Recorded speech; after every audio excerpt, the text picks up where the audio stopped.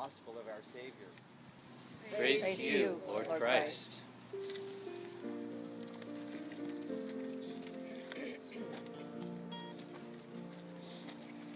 Say I took the name in vain, though I don't even know the name.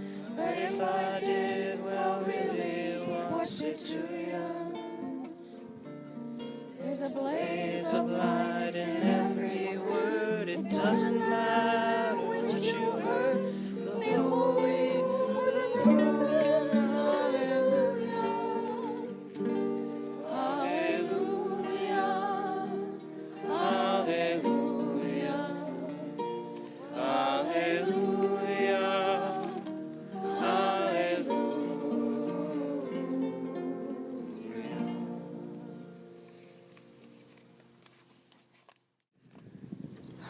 Were not our hearts burning within us? Two guys are walking down the road. They're walking and they're talking. And Jesus shows up. Because doesn't that always happen? We're walking along and all of a sudden Jesus is right there talking to us. Well, from Jerusalem to Emmaus, it would have been about a 2-hour walk. Longer if they dawdled, which they probably would have, because it was most likely kind of hot, so you walk slower. And they were talking, as we just heard.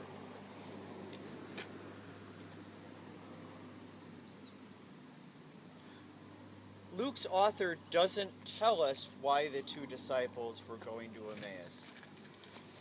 But we could infer that they were returning from the Passover feasts. And we could infer this because they invited Jesus home for dinner. Because that happens all the time too, right?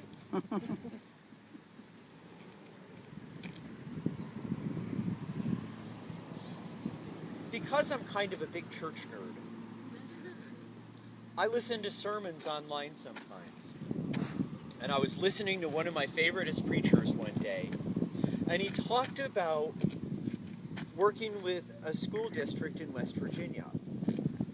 And he talked about their description for the job of a janitor.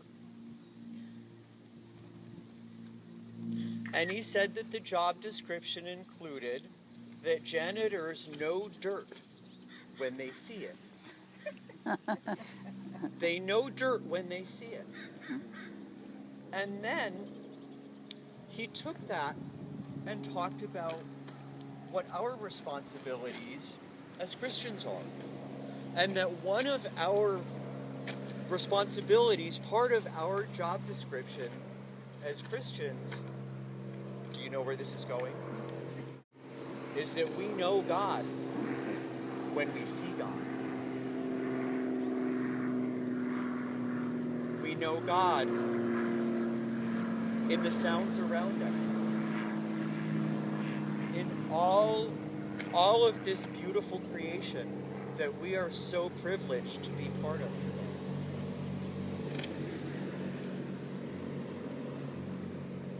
Were not our hearts burning within us?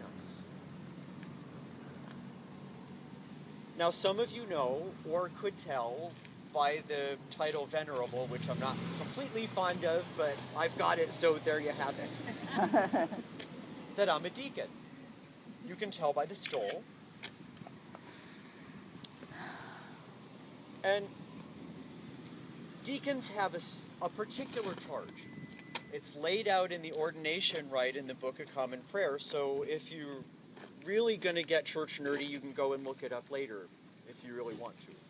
But what it lays out in the ordination rite is that deacons have a particular charge to care for the poor, the sick, the weak, and the lonely. And so we go out into the world and we model caring for those people for all of you and everybody else in the church. And then we come back into the church and talk about those experiences that we had so that everybody knows that part of our job as Christians is to go out into the world and to know God where we see God. In particular, in those places and in those people that have a tender place in God's heart.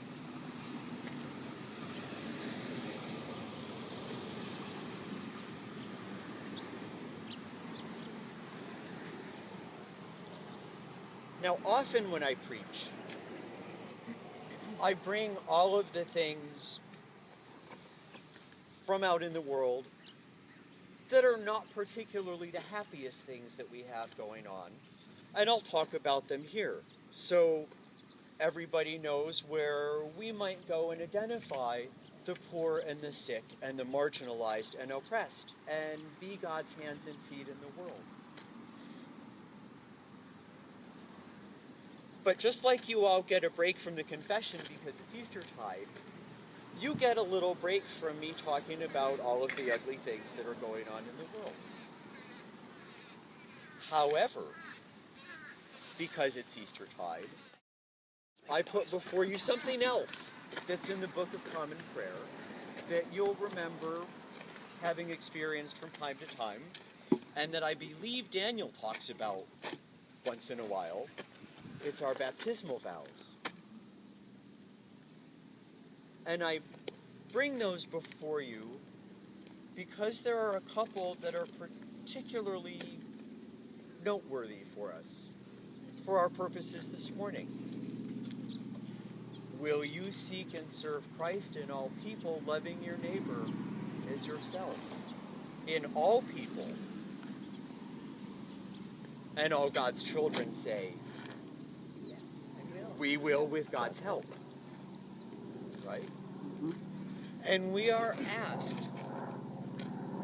will you strive for justice and peace among all people and respect the dignity of every human being? And all God's children say, We will with God's help. excellent. And I bring those before you as a reminder. A reminder that Jesus isn't just here. And that Jesus is not even where we might expect to find him. Years ago, I met a friend of mine in the mission in San Francisco. We had a meeting set up. Uncharacteristically, she took the bus. And it was a warm day. And if you've ever been on the number 14 bus that goes through the mission on a warm day, you know that it's an experience. There are people cheek to jowl. And not all of them are who we might choose to invite home for dinner. And it can smell pretty bad. It gets a little ripe on the number 14 bus in the summertime. So she got off the bus, and she came to the meeting, and she told me she took the bus, and I looked somewhat surprised. And she said as she got off the bus, she thought to herself, do I really have to respect the dignity of every human being, even on the bus? Yeah, you do. Well, we both knew the answer. It's yes.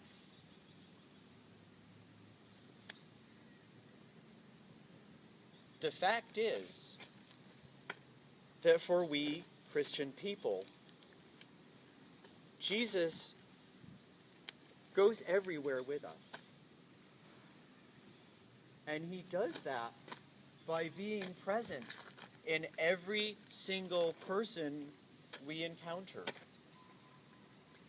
The poor, the sick, the lonely, the weak, the marginalized, the oppressed, the people on the bus, the political leaders who we may not agree with. Jesus is there, often very cleverly disguised, Yeah. but he is there nevertheless. And our job as God's children is to know Jesus when we see Jesus. And when we do that, we know that Jesus walks with us on our road, and that he'll be with us when we reach our true eternal home.